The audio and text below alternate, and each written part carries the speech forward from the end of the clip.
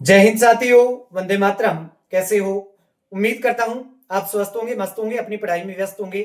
आपके अपने YouTube channel TCG classes में पुनः हार्दिक अभिनंदन, स्वागतम, मोस्ट वेलकम। मित्रों, यदि आप 10वीं कक्षा उत्तीर्ण हैं और गवर्नमेंट जॉब चाहते हो तो आपके लिए यह वीडियो बड़ा शानदार रहने वाला है। इस सेशन में हम बात करेंगे दिल्ली में 15,000 प्लस पदों पर होमगार्ड्स की भर्ती आने वाली है। उस भर्ती के बारे में बातचीत करेंगे। क्या सिलेक्शन प्रोसेस रहने वाली है, पोस्ट कितनी रहने वाली है, फॉर्म अप्लाई कब से शुरू होंगे, एज लिमिट क्या रहेगी, सिलेबस क्या रहेगा, और 2024 में जो पिछली भर्ती हुई थी उसमें कट ऑफ क्या रही थी।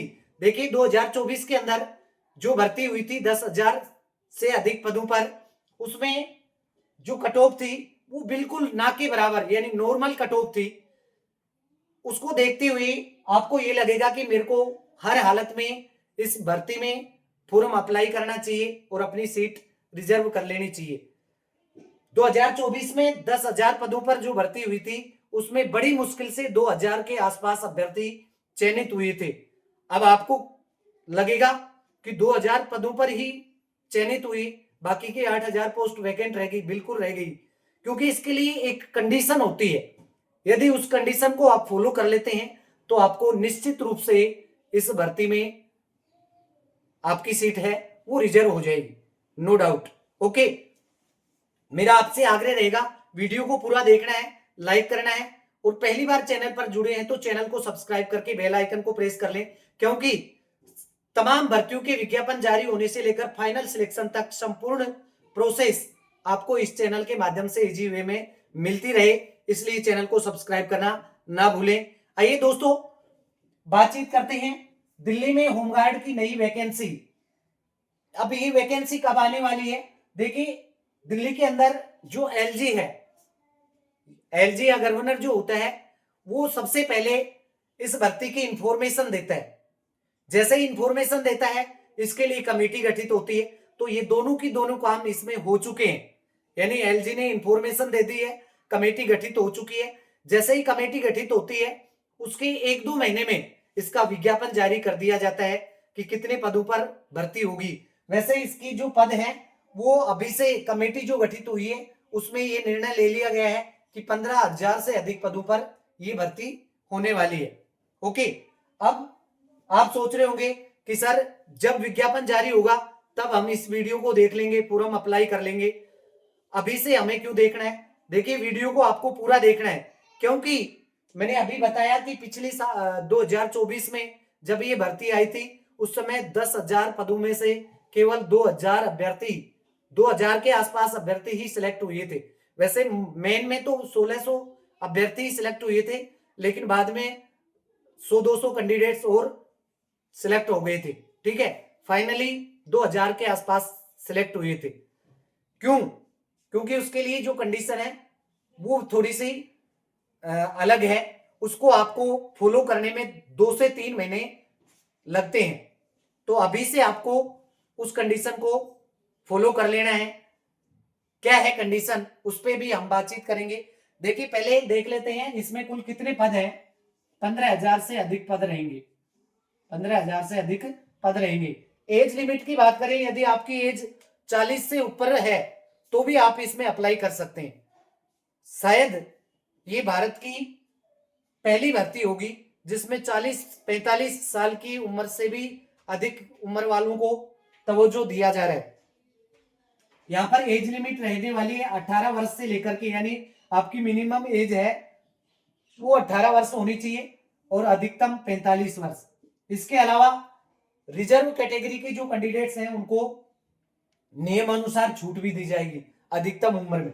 ठीक है, और जो एक्स सर्विसमैन है उनकी उम्र तो 54 वर्ष तक है, 54 ईयर। ओके, सिलेक्शन प्रोसेस क्या रहती है इसके अंदर? देखिए, सिलेक्शन प्रोसेस की बात करें तो एक तो आपका रिटन टेस्ट होता है। क्या होता है? रिटन टेस्ट होता है। ठीक है, रिटन टेस्ट के बाद में आपका होता है फिजिकल, यानी पहले आपका फिजिकल होता है, सॉरी, क्या होता है? फिजिकल होता है। फिजिकल के अंदर आपकी रेस होगी और हाइट, चेस्ट, वेट, सारी प्रोसेस होंगी। लेकिन सब नॉर्मल है। हाइट की बात करें तो हाइट इसमें 165 होनी चाहिए, यानी 165 इंच से आपकी हाइट ज्यादा है सेंटीमीटर से, तो भी आप फोरम अप्लाई कर सकते हैं, तो बड़ा इश्यू नहीं है। और फिजिकल के अंदर जो रेस होती है वो भी नॉर्मल होती है। मैं आपको लास्ट में सारी बातें बताऊंगा। एक तो रिटन टेस्ट होगा और दूसरा फिजिकल टेस्ट। पहले फिजिकल टेस्ट होगा, फिर उसके बाद में रिटन टेस्ट होता है। और रिटन टेस्ट के अंदर जो कट ऑफ रहती है वो बहुत कम जाती है। यदि 2024 की हम कट ऑफ की बात करें तो यहाँ पर 80 नंबर का पेपर होता है। 80 नंबर में से 2024 की जो कट ऑफ रही है जनरल कैटेगरी की, वो आपकी रही है 45 मार्क्स, यानी 80 में से केवल 45 अंक लेने वाला अभ्यर्थी ही इसमें सिलेक्ट हो गया। इसके बाद में ओबीसी की बात करें तो ओबीसी के अंदर जो ये कट ऑफ है वो रही थी 20, मात्र 20 अंक। अब देखो 1/4 इतना भी नहीं ले सकते हो तो फिर आप भर्ती की कल्पना भी मत करना कि मैं सिलेक्ट हो जाऊंगा। एससी की बात करें तो एससी में थोड़ी सी कट ऑफ ज्यादा रही थी तुलनात्मक रूप से, 32 नंबर। ठीक है, एसटी में बात करें तो एसटी में रही है 28 नंबर, बस ये आपकी कट ऑफ रही है। अब कट ऑफ को देख करके तो आपको लग रहा है कि मैं इसमें आराम से सिलेक्ट हो जाऊंगा, क्योंकि जो इसका सिलेबस है, इस सिलेबस के अंदर एक तो जीके, जीके किसका, इंडिया का, जिसमें इंडियन हिस्ट्री, पॉलिटी, ज्योग्राफी, है ना, कल्चर वगैरह ये सब आ जाते हैं। इसके अलावा जनरल साइंस, कंप्यूटर, मैथ और रीजनिंग, ये सारे सिलेबस में कवर रहते हैं। ओके, तो आप आराम से कर सकते हो। सारे 10-10 15-15 क्वेश्चन आते हैं, तो 2-3 सब्जेक्ट भी आपके मजबूत हुए तो आराम से 30-35 नंबर आ जाएंगे और आप सिलेक्ट हो जाएंगे। ठीक है, लेकिन इसमें सबसे बड़ी दुविधा क्या है, देखिए फॉरम अप्लाई की बात करें तो फॉरम अप्लाई इसमें अप्रैल माह के अंत तक इसमें फॉरम अप्लाई होने की पूरी संभावना है। लेकिन सबसे ज्यादा दुविधा क्या है, जो दिल्ली वाले हैं उनको तो कोई दिक्कत नहीं आती है, क्योंकि दिल्ली का मूल निवासी है, वोटर आईडी बनी हुई है, राशन कार्ड में नाम दर्ज है, या फिर उनका लाइसेंस बना हुआ है दिल्ली से, तो कोई दिक्कत नहीं।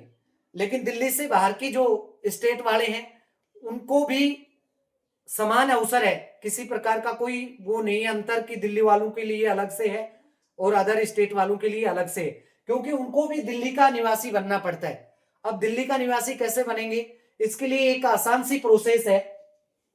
आपका कोई भी रिलेटिव दिल्ली के अंदर है तो वहां पर आप उससे एक रेंट एग्रीमेंट करवा लो। रेंट एग्रीमेंट 3 महीने का कम से कम, ठीक है, 3 महीने का रेंट एग्रीमेंट करवा लो। और रेंट एग्रीमेंट करवाने के बाद में किसी भी पब्लिक सेक्टर के बैंक के अंदर आपको अकाउंट खुलवा लेना है। यदि पब्लिक सेक्टर के बैंक के अंदर आप अकाउंट खुलवाते हैं रेंट एग्रीमेंट के आधार से, तो उसका जो एड्रेस है वो एड्रेस आपका रह जाएगा वहीं का, कहां का, दिल्ली का। पासबुक में आपका एड्रेस आ जाएगा दिल्ली का। ठीक है, पासबुक में आपका एड्रेस दिल्ली का हुआ तो आप आराम से इसमें फॉर्म अप्लाई कर सकते हैं। ओके, बाकी की सारी प्रोसेस है वो बड़ी इजी होती है, कोई दिक्कत नहीं है ना। अब यदि आप पढ़ाई के साथ साथ में जॉब करना चाहते हैं तो भी आपके लिए ये जॉब बहुत शानदार है। इसमें 30-35 हजार रुपए सैलरी आपको आराम से मिल जाएगी। यदि आप पढ़ाई में थोड़े से वीक भी हैं तो भी आप इस भर्ती में अप्लाई कर सकते हैं और अपना जॉब फिक्स कर सकते हैं। ठीक है, आपकी फाइनेंशियल कंडीशन है वो थोड़ी सी डाउन है तो भी आप आराम से इसमें अप्लाई करके अपना जॉब रिजर्व कर सकते हैं। और आगे भविष्य में जैसे यूपीएससी है या स्टेट पीसीएस है, इस प्रकार की भर्तियों की तैयारी करना चाहते हैं तो आपको एक संबल मिलेगा, आराम से आप कर सकते हैं तैयारी। क्योंकि पार्ट जॉब हो गया, ज्यादा 8 घंटे ये जॉब रहेगा, 8 घंटे में आपको 30 से 35 हजार रुपए सैलरी मिलने वाली है। 8वां वेतन आयोग लगेगा तो सैलरी आपकी 50,000 प्लस हजार रुपए से भी ज्यादा हो जाएगी। ठीक है, आर्थिक स्थिति आपकी मजबूत बन जाएगी और आप बहुत अच्छे से जो अपर लेवल की भर्तियां हैं उनकी भी तैयारी कर सकते हैं। ओके, तो इसमें कोई दिक्कत नहीं, आप आराम से फॉर्म अप्लाई कीजिएगा। और उससे पहले मैंने जो ये कंडीशन बताई है इसको आपको पूरा कर लेना है। ओके, थैंकिंग फॉर वाचिंग, मिलते हैं नेक्स्ट वीडियो में।